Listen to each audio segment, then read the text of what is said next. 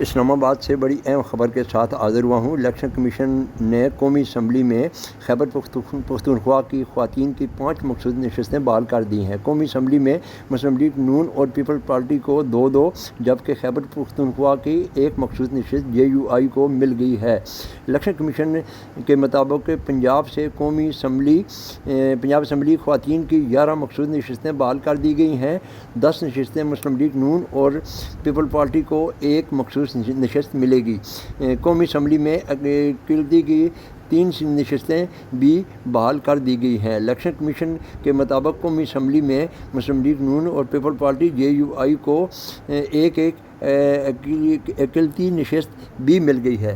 یہ بڑی خبر ہے۔ PTI کو بیک لائن پہ لگا دیا گیا ہے اور کنول شوذب ابھی بھی سپریم کورٹ کے چکر کاٹ رہی ہے، لیکن بدقسمتی یہ ہوئی کہ PTI کو مخصوص نشستوں سے محروم کر دیا گیا ہے۔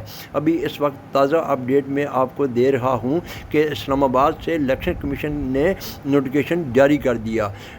سب مخصوص نشستیں مسلم لیگ نون، پیپلز پارٹی، JUI اور باقی جماعتوں کو دی گئی ہیں، جبکہ PTI کی مخصوص نشستوں سے بالکل محروم کر دیا گیا ہے۔ اب PTI کو مخصوص نشستیں ملنی ناممکن ہے، جبکہ پنجاب اسمبلی سے 26 ارکان کو بھی ڈی سیٹ کرنے کی پلان تیار